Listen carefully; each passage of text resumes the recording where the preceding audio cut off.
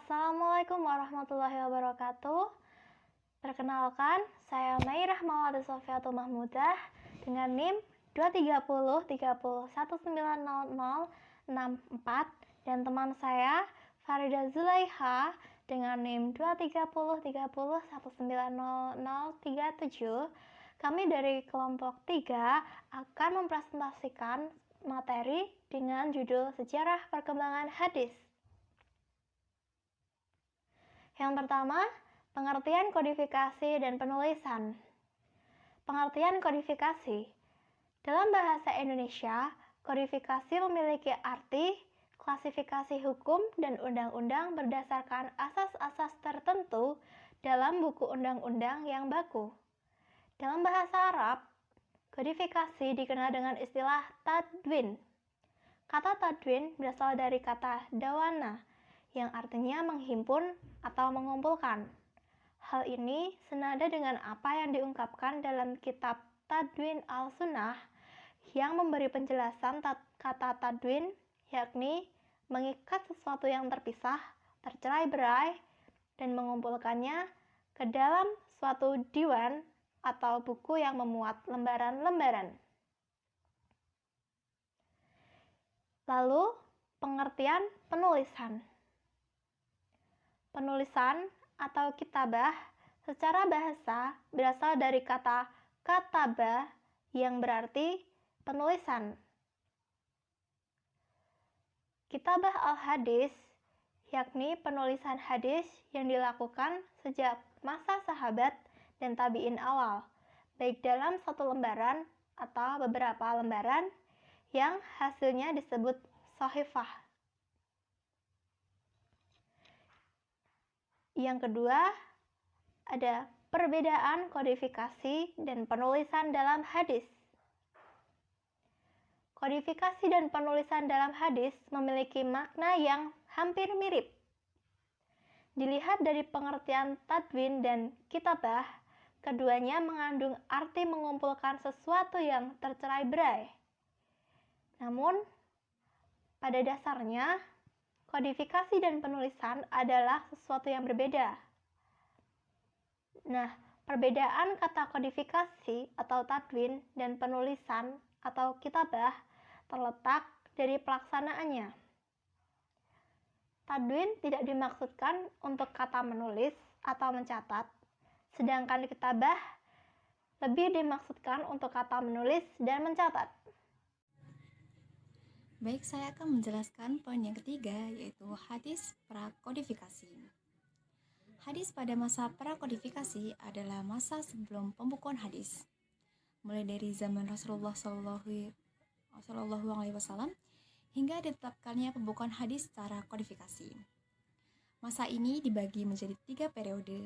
Yang pertama, masa Rasulullah. Yang kedua, masa Khulafaur Rasyidin. Yang ketiga, masa tabi'in. Adapun periode tersebut dijelaskan sebagai berikut. Yang pertama, hadis pada masa Rasulullah. Hadis pada masa ini dikenal sebagai masa turunnya wahyu dan pembentukan masyarakat Islam.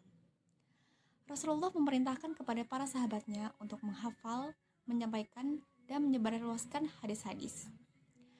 Pada masa Rasulullah SAW, hadis tidak ditulis secara resmi seperti Al-Quran karena adanya larangan dari Nabi.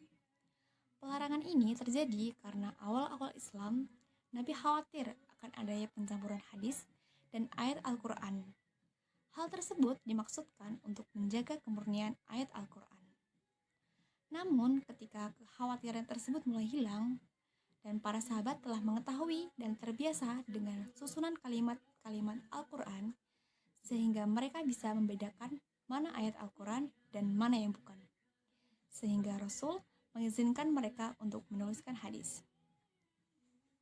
Yang kedua, hadis pada masa Khulafaur Rasyidin. Periode kedua pada masa perkembangan hadis adalah masa Khulafaur Rasyidin yang berjumlah 4 khalifah, yaitu Abu Bakar, Umar bin Khattab, Utsman bin Affan, dan Ali bin Abi Thalib, yang berlangsung sekitar tahun 11 Hijriah sampai dengan 40 Hijriah. Pada masa ini, perhatian para sahabat masih terfokus pada pemeliharaan dan penyebaran Al-Quran. Maka periwayatan hadis belum begitu berkembang dan masih ada pembatasan dalam periwayatan. Kebijakan Al-Khulafa Ar-Rasyidin tentang periwayatan hadis terdapat 4 bentuk. Yang pertama, seluruh khalifah sepakat tentang pentingnya sikap hati-hati dalam periwayatan hadis. Yang kedua, semuanya melarang untuk memperbanyak periwayatan hadis, terutama pada masa Khalifah Umar bin Khattab, agar periwayat bersikap selektif dalam meriwayatkan hadis dan supaya perhatian masyarakat tidak berpaling dari Al-Quran. Yang ketiga, pengucapan sumpah ataupun penghadiran saksi bagi periwayat hadis merupakan salah satu cara untuk meneliti riwayat hadis. Periwayat yang dirasa memiliki kredibilitas yang tinggi tidak dibebani kewajiban mengajukan sumpah ataupun saksi. Yang keempat, semua khalifah telah meriwayatkan hadis. Hanya saja 3 khalifah yang pertama, Abu Bakar, Umar, Utsman, meriwayatkan hadis secara lisan. Hanya Ali yang meriwayatkan hadis secara lisan dan tulisan.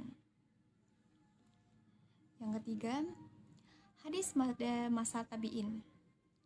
Masa ini dikenal dengan masa penyebaran periwayatan hadis. Cara yang dilakukan para tabi'in untuk mendapatkan hadis adalah melalui pertemuan-pertemuan dengan para sahabat, dan di pertemuan tersebut merupakan kesempatan bagi tabi'in untuk mencatat dan mendengarkan dengan sesama tentang hadis. Para tabi'in menerima hadis Nabi dari sahabat dalam berbagai bentuk. Ada yang dalam bentuk catatan, tulisan, dan ada juga yang harus dihafal. Dengan demikian, tidak ada satu hadis pun yang tercatat, apalagi terlupakan. Baik, terima kasih dari kelompok kami. Kurang lebihnya mohon maaf. Wassalamualaikum warahmatullahi wabarakatuh.